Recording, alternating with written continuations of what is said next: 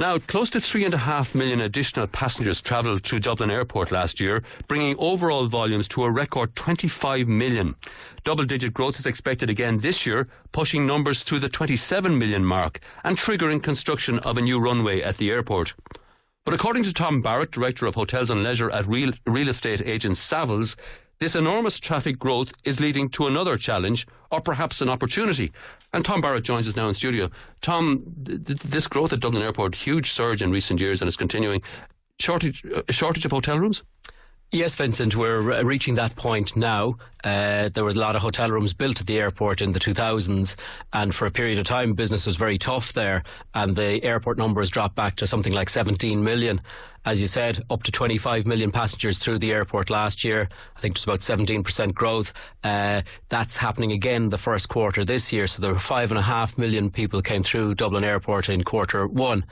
The hotels at the airport, and when I look at the airport, there's over 2,000 bedrooms there. It's not just the two hotels as you drive into the airport left and right. There's far more than that. You're talking about what, maybe a 3 kilometre radius? Exactly. You're down to, say, the Clayton, you've got a Hilton, you've got a Crown Plaza, you've got a Premier Inn north of the airport, and you've got the Radisson and the Maldron colour within the airport perimeter. And those hotels did 87% occupancy last year. Now that's quite high, and obviously it spreads further than that when those hotels are full. Heathrow terminal, the Heathrow Airport is building another runway, a third runway, and Savills in the UK estimated that runway would generate business for an extra 3,500 hotel beds in the Heathrow Airport area. So with Dublin hitting 25, going to 27 this year, we can see the 30s happening, and a second runway, 2020, could generate more traffic. You've got IAG now owning Aer Lingus, the long haul business expansion, Etihad, Emirates. So it's quite good news for the airport and for Dublin. 87% occupancy rate, and I gather that occupancy rate is continuing even in the relatively quiet first quarter of the year. Is that effectively almost full occupancy given the need for churn in bedrooms? It's getting quite close to it. Obviously there are many nights when they are full, but certainly around Europe and around the globe I've worked in hotels where we've had 90-95% occupancy year round. So we still have room to grow, but the room to grow is smaller. Now that's where I think additional hotel bedrooms come in, expansions, extensions and new hotels, but that's very slow to come.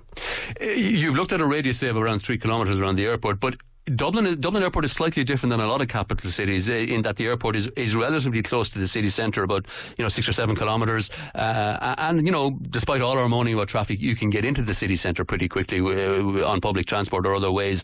So should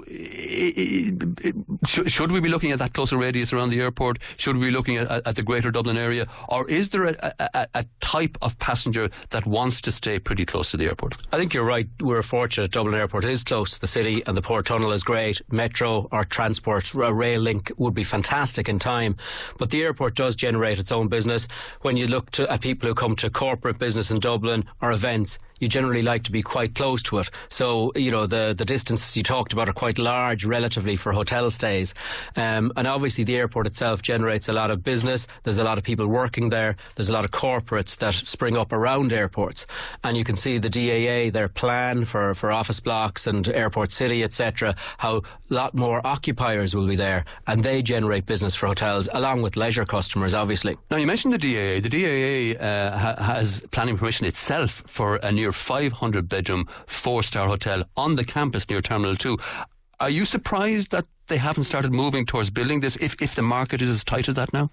Not really. That was planned back in the mid-2000s. I remember looking at it myself and with a group, a project, and they got planning for a great hotel.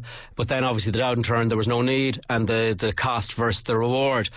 As the airport develops and the hotel industry recovers in pricing, it becomes more viable. And I think at some stage that will be built, and it's probably coming sooner than people would have guessed 2 years ago.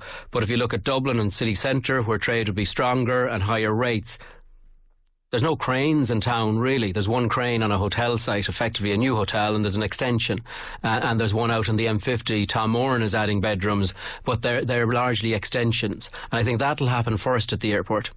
Given the booming passenger numbers, given the high occupancy rates we're seeing already at the existing hotels, the Clayton, the former Bewley's Hotel, is adding we think maybe 150, 200 bedrooms, but there's not an awful lot of other capacity going in yet. So this is obviously pushing the price of existing stock up, and coincidentally you're selling a hotel in Swords. I am. I've got the Carnegie Court Hotel in Swords hitting the market today, and that's a hotel, look, a very large building, a very large hotel, but a small number of bedrooms, just focused on the ground floor and food and beverage, and they've got planning for an extra 35 beds there, so that helps the sale of that property. You mentioned the Clayton, they've got planning for a large number of rooms, but I think they'll build a smaller number than that.